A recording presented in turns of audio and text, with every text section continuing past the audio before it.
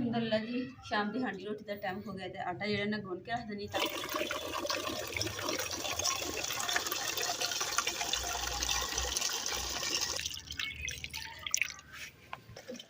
बिस्मिल्लाहिर्रहमानिर्रहीम। अस्सलाम वालेकुम।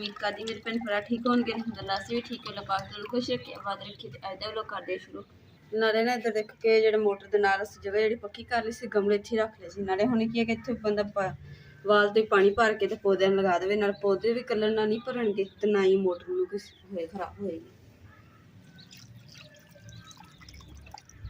नाले इन्हां नूं धुप्प भी जिहड़ी ना सोहनी लगन दी। काफ़ी दिन हो गए पौधे में धोते ना साफ सुथरे आ अगर उधर होंगे ना फिर खराब हो जानी चाहिए इन्हें तो काफ़ी सीमेंट वगैरह तो नाले जिस दिन धोईदा ना जी आ चीज़ है तिखी बहुत है हाथ फिर जाती जख्म कर देंगी। मेरे किन्ने दिन हो गए जख्म होया तो आराम नहीं आया ना निशान थे।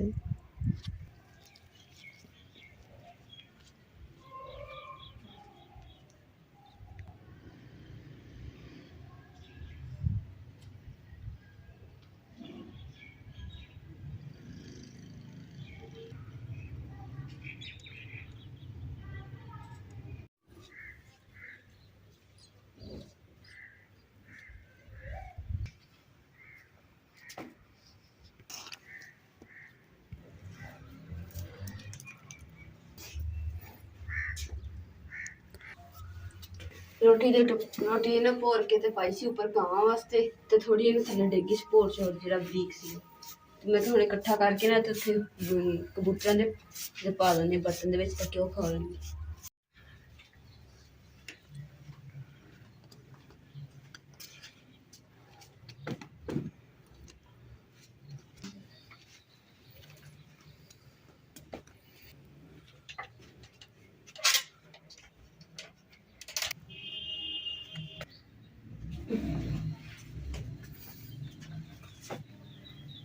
माशाअल्लाह जी धुप्प बहुत सोहनी निकली हुई है तो मैं ना कि चल पई इहदी कढ़ के ना इन्हां ते रजाइयां नूं धुप्प लवा लीए ते फिर उन्हां दे छड़ जेहड़े ओह चढ़ा लईए।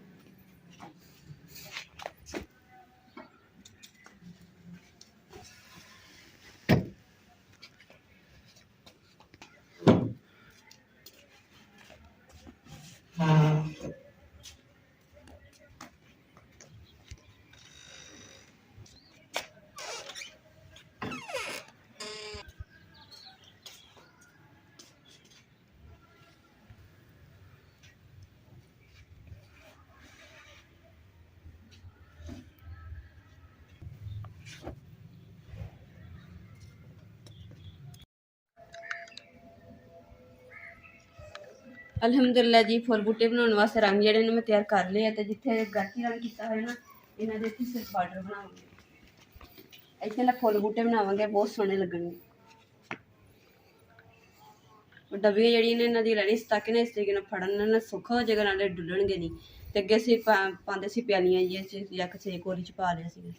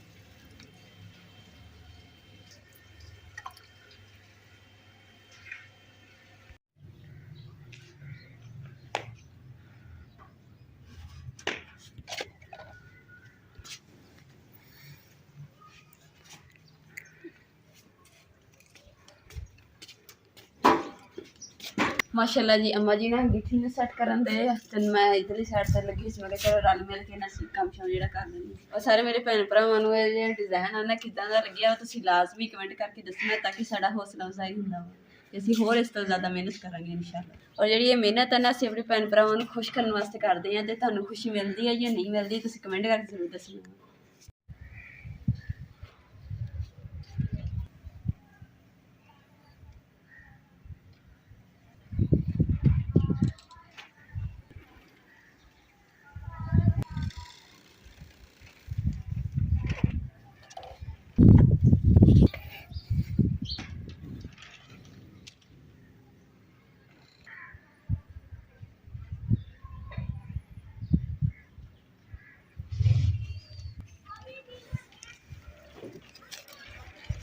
ਇਹਨਾਂ ਕਿ ਦੋਨੋਂ ਦੂਸਰੀ ਸਾਈਡ ਵੀ ਧੁੱਪ ਲੱਗਦੀ ਹੈ ਤੇ ਫਿਰ ਇਹਦਾ ਛਾੜ ਜਿਹੜੇ ਚੜਾ ਦਾਂਗੇ ਤੇ ਉਦਾਂ ਤੇ ਬਾਅਦ ਚ ਇਹਦੀ ਸਿਲਾਈ ਵੀ ਕਰਾਂਗੇ ਧੁੱਪੇ ਨਾਲ।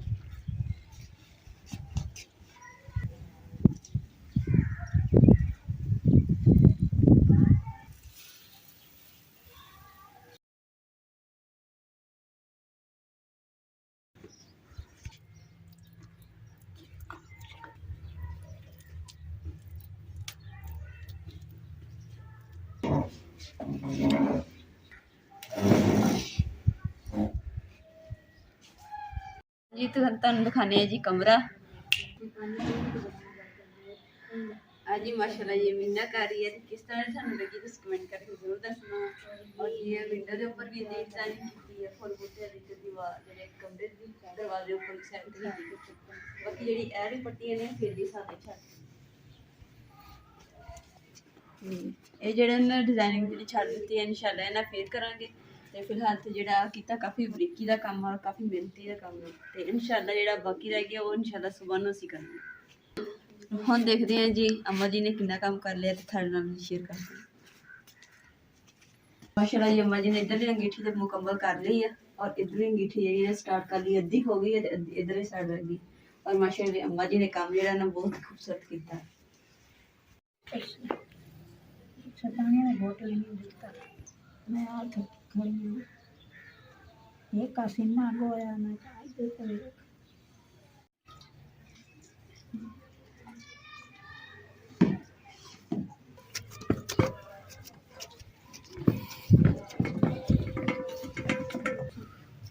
अल्हम्दुलिल्लाह जी शाम की हांडी रोटी का टाइम हो गया तो आटा जो ना गुन के रख देनी ताकि सैट हो जाएगा। उन्नी देर च मेरे जो छोटे छोटे काम है ना वो नाल कर लेने क्योंकि वो भी काम जो करने ना बहुत ज़रूरी है।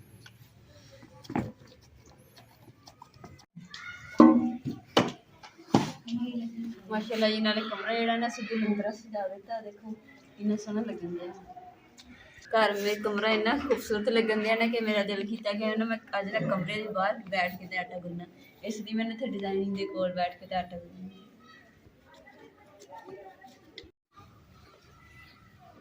अल्हम्दुलिल्लाह जी रजाई में धुप्प ते लग गई तो हुण इन्हां दे जेहड़े छाड़े नाल चढ़ा देने।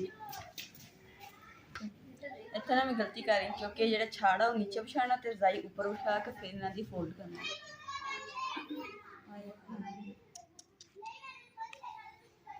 ये पता नहीं किहड़ी चीज़ ने बेट कर दी है। वैसे भी ना असीं 10-15 दिन तक ना इहदी जिहड़ी दूई आ वो पंजा लैनी है दोबारा धोआ के ते जिहड़ी रजाई है दोबारा तो फिल करनी है धोती जानी है फिल।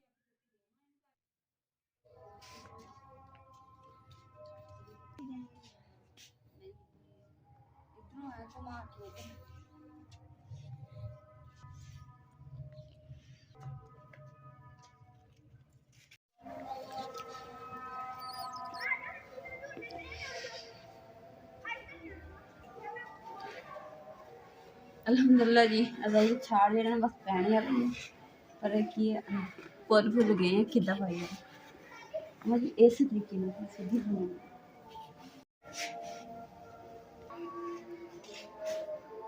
एक मिनट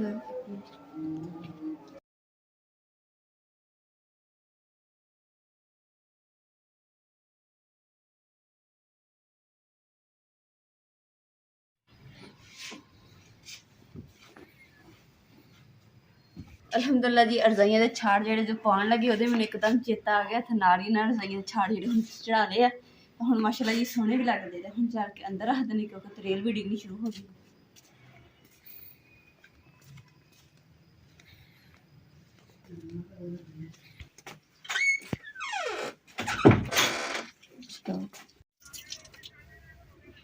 ਅਲਹਮਦੁਲਿਲਾ ਜੀ ਸਾਰੇ ਸਾਰਾ ਕੁਝ ਨਾ ਸਫਾਈ ਵਗੈਰਾ ਤੇ ਕਰ ਲਈ। ਹੁਣ ਰਹਿ ਗਈ ਹੈ ਝਾੜੂ ਤੇ ਡਸਟਿੰਗ, ਉਹ ਮੈਂ ਹੁਣ ਕਰਨੀ ਹੈ।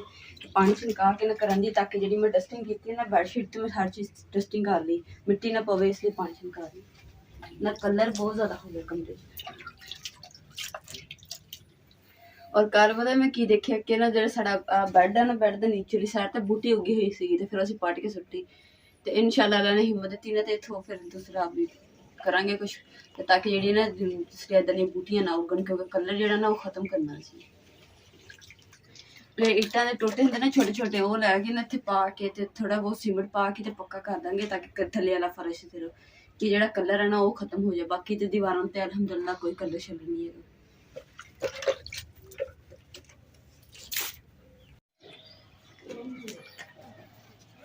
ਕੱਲ ਨਾ ਸਾਨੂੰ ਨਾ ਕੰਮ ਕਰਦਿਆਂ ਨੇ ਸ਼ਾਮ ਹੋ ਗਈ ਸੀਗੀ, ਤੇ ਅੰਮਾ ਜੀ ਵੀ ਥੱਕ ਗਏ, ਮੈਂ ਵੀ ਥੱਕ ਗਈ ਸੀਗੀ। ਤੇ ਫਿਰ ਅਸੀਂ ਰਾਤ ਨਾਲ ਖਾਣਾ ਛਾਣਾ ਖਾ ਕੇ ਸੋ ਗਏ। ਤੇ ਸਵੇਰ ਜਿਹੜਾ ਨਾ ਅਲਹਮਦੁਲਿਲਾ ਜੀ ਨਾਸ਼ਤਾ ਵਾਸ਼ਤਾ ਕਰਕੇ ਤੇ ਅੰਮਾ ਜੀ ਨੂੰ ਵੀ ਨਾਸ਼ਤਾ ਕਰਵਾ ਕੇ ਤੇ ਅਸੀਂ ਜਿਹੜਾ ਨਾ ਹੁਣ ਕੰਮ ਨੂੰ ਦੁਬਾਰਾ ਲੱਗ ਗਏ। ਤੇ ਜਿਹੜਾ ਕਮਰੇ ਦੀ ਅਲਹਮਦੁਲਿਲਾ ਜੀ ਸਫਾਈ ਕਰ ਲਈ ਹੈ, ਸਾਰੀ ਡਸਟਿੰਗ ਵਗੈਰਾ ਵੀ ਕਰ ਲਈ। ਹੁਣ ਤੁਹਾਨੂੰ ਕਮਰਾ ਦਿਖਾਉਂਦੇ ਆ ਤੇ ਕਿਸ ਤਰ੍ਹਾਂ ਦਾ ਕੀਤਾ ਹੈ। ਨਾਲੇ ਸਵੇਰ ਦਾ ਨਾ 9 ਵਜੇ ਦਾ ਟਾਈਮ ਹੈ।